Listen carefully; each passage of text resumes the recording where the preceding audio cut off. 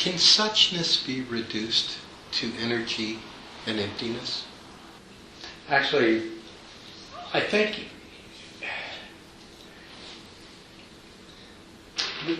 look at it this way. Recognizing ultimate truth as suchness is a way of giving up reductionism. It's giving up the attempt to reduce things. Okay? Emptiness. How do you reduce something to emptiness? How do you reduce something to the absence of something? You can't. Yeah? It's because emptiness always has to be emptiness of. Right. You know, so that's not much of a reduction anyway. Now, when you say energy, this is what science attempts to do, is to reduce, is to discover the ultimate nature of reality through reduction. Yeah. And, going back to Einstein and general relativity, we recognize that matter and energy are just two forms of the same thing. And so in that regard, physics has already reduced the material world to energy, and so from a materialist point of view and a reductionist point of view, then you would say, well, it seems like that we're just about to approach the ultimate nature of reality by saying that it's energy. But when we use the word suchness, we're trying to recognize that that is taking an approach that doesn't work.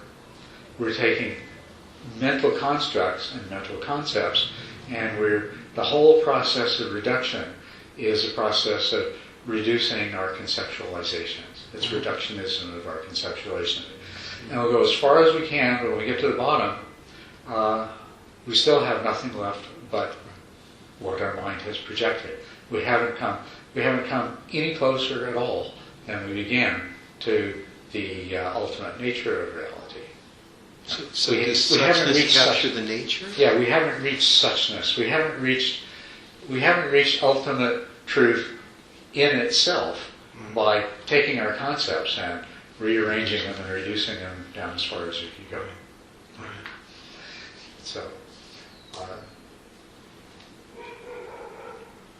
So try to think about going the other way. Okay.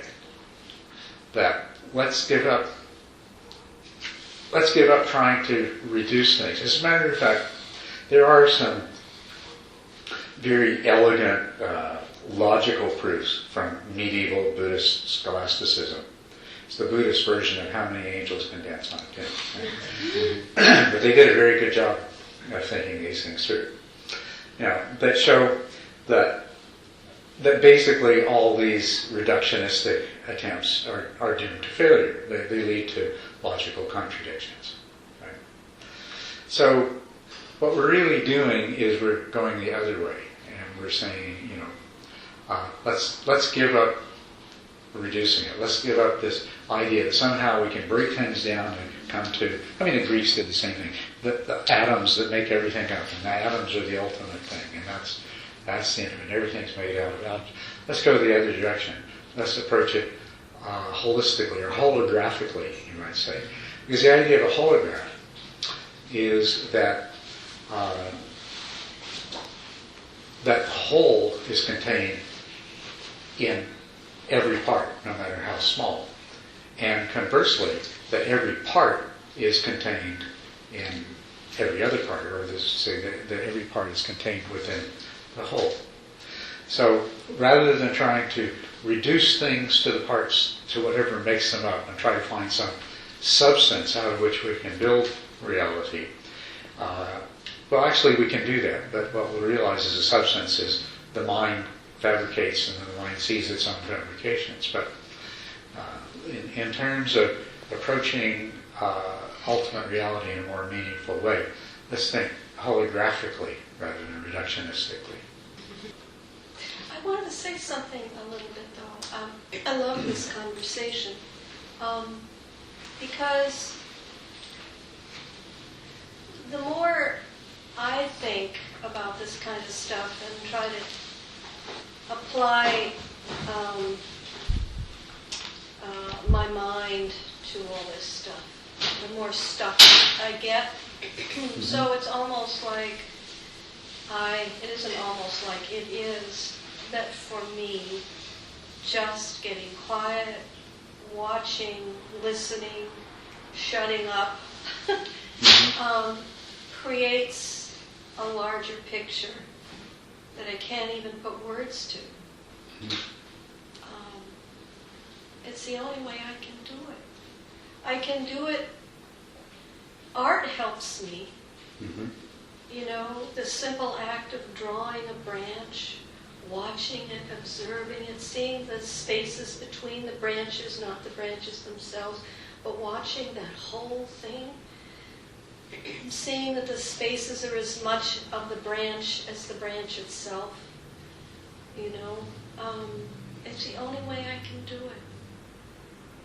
Music comes close, if it's the right kind of music at the right time. But if I try to think my way through, I get all tangled up and my mind gets engaged, and it's just reduces things to an impossible, pathetic, thin kind of something. Does that make any sense? Yes. Well, what I hear you saying is that for you, thinking about it too much doesn't help. No, it gets in the way. And it's That's poverty. Right. It's a poverty of experience. Yeah, and really part of what I'm saying is that ultimately you'll find that thinking about it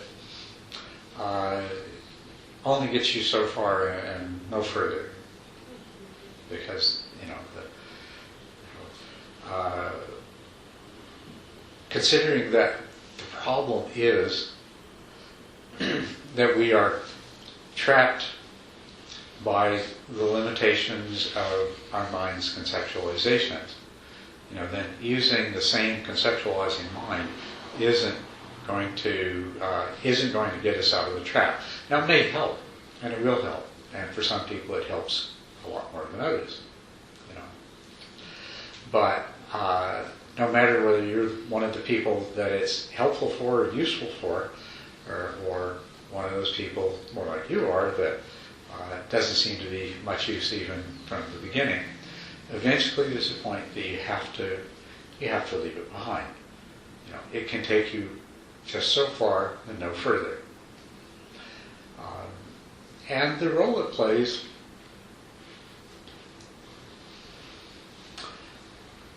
it's interesting. I know you and I listen to you, and my sense is that you are not as stuck as many other people are in the view, what you might call the thingness view, where there's a world made up of things and I'm just one more thing, but I'm a special thing. Right? When you realize that branch is as much the space around it as it is the branch itself, that's an indication that your thinking is already not quite so rigidly trapped in the thingness view, in the real world and a separate self view. But for a lot of other people, that's not the case. It's like, it seems like this is the way it is, and it's so hard to get out of that. And I find that thinking about it can be very, very helpful for people who, because your mind, although it can't get you all the way, you can use your mind very productively to undo a lot of that. It's a combination of conditioning and natural predisposition.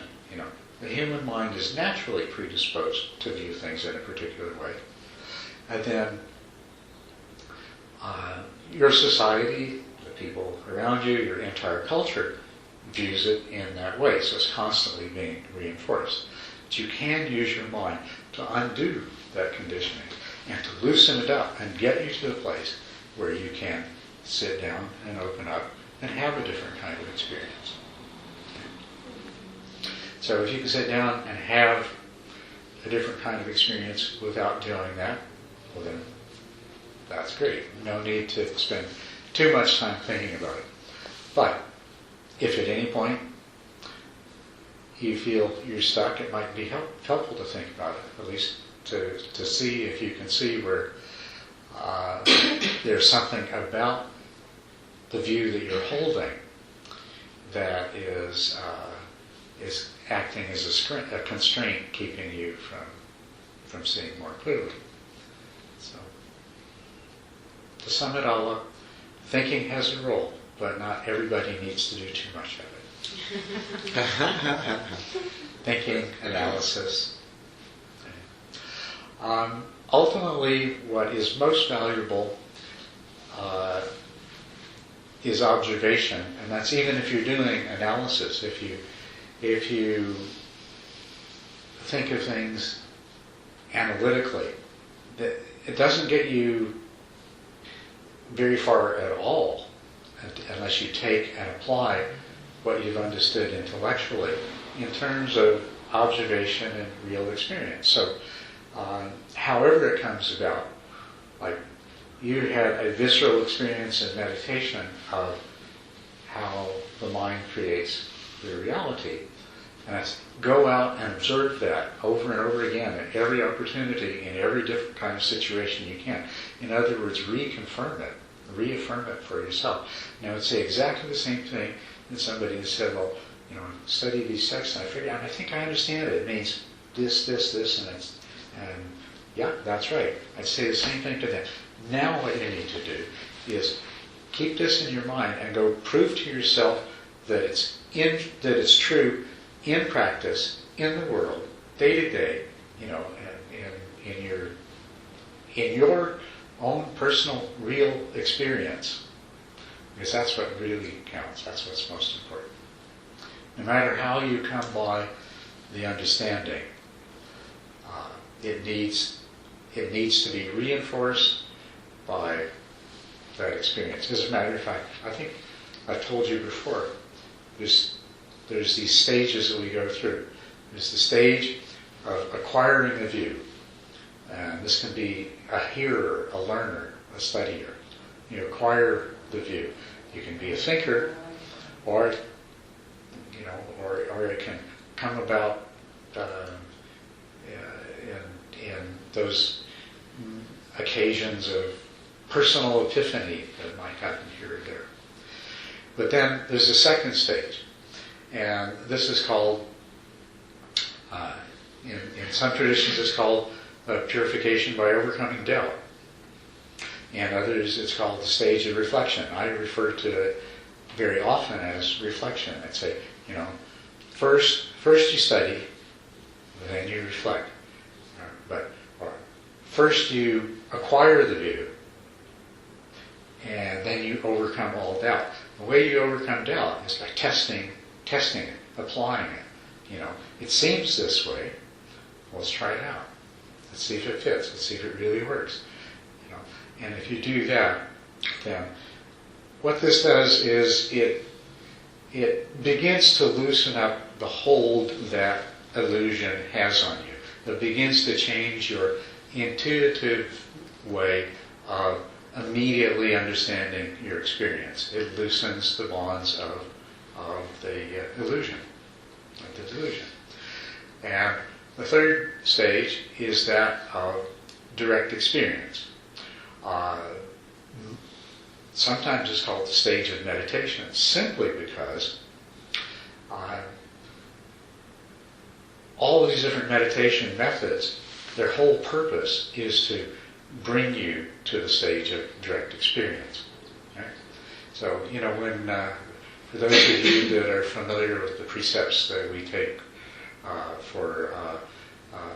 Uposatha Day, and also Upasakas that take the 10th precept, is to practice mindfulness and follow the Eightfold Path through daily study, meditation, and reflection. So these are these three things.